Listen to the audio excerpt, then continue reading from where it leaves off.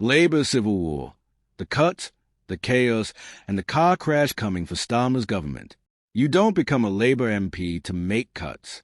That's what one disgruntled backbencher told reporters this week. And honestly, it's like someone just discovered water is wet.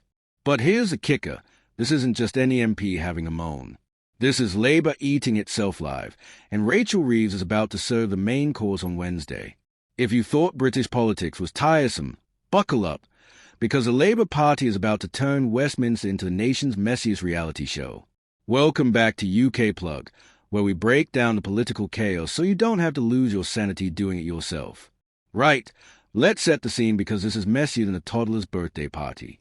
Rachel Reeves, Labour's Chancellor, is preparing to announce spending cuts worth at least £5 billion. That's billion with a B, enough money to buy Twitter twice, if anyone still wanted it. We're talking slashes to housing, local government, and policing. You know, just minor stuff like keeping people housed and safe. But wait, there's more. Because apparently £5 billion wasn't enough of a headache, Reeves decided to add another £1.25 billion to restore winter fuel payments. It's like going on a diet and then ordering dessert. The math just doesn't add up, does it? Now, here's where it gets properly theatrical. When Reeves stands up after PMQs on Wednesday, she'll get a standing ovation from Labour MPs. Sounds lovely, right? Wrong. According to insiders, most of that applause will be about as genuine as a politician's promise during election season. The truth, senior government members are now openly at war with Starmer and Reeves. And when I say openly at war, I don't mean polite disagreements over tea and biscuits. We're talking full-blown rebellion mode. Labour MPs are essentially being forced to clap for what they are calling austerity 2.0. Because nothing says we're the party of the people like making the same cuts the Tories would make, but with a red rosette instead of a blue one. It's like watching someone applaud their own execution. Absolutely surreal. If you think the backbenchers are angry, wait until you hear what's happening in the cabinet. Yvette Cooper, the Home Secretary, has apparently gone rogue. She's emerged as a surprising opponent to Starmer and Reeves' economic project, and was reportedly on resignation watch. Imagine being so fed up with your own party that you're ready to quit the third most important job in government. That's not just throwing toys out of the pram. That's launching them into orbit.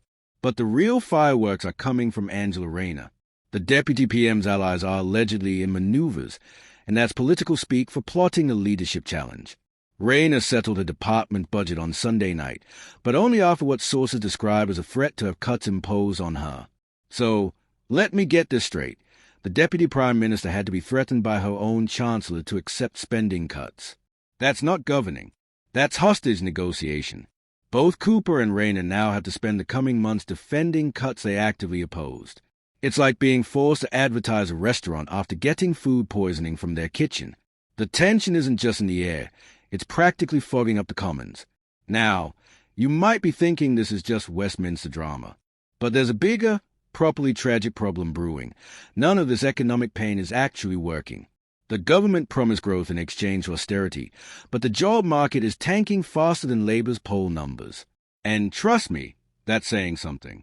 Labour MPs are now eyeing the May elections as a potential trigger point for a leadership challenge. Some are noting that toxicity in the party has dropped a bit since the winter fuel U-turn, which apparently counts as good news in today's Labour Party. The bar is officially underground. Meanwhile, Rayner's leaked memo calling for 8 new wealth taxes on the super-rich is causing even more chaos. Because why solve your problems quietly when you can have a public row about it? So what does this all mean for British politics? Wednesday's spending review won't end these arguments. It'll supercharge them. We've got a Chancellor making cuts her own MPs hate, a Deputy PM plotting potential rebellion, and a Home Secretary on resignation watch. Meanwhile, the economy is flatlined and the polls are in freefall. Labour came to power promising change, but the only thing changing is how quickly they're falling apart. It's like watching a slow-motion car crash, except the car is on fire and the drivers are arguing about who's holding the map.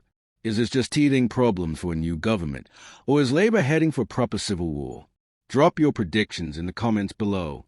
And if you enjoyed watching British politics implode in real time, hit that subscribe button and ring the notification bell. Because trust me, this story is far from over. Until next time, This is UK Plug, keeping you informed while everyone else keeps losing their minds.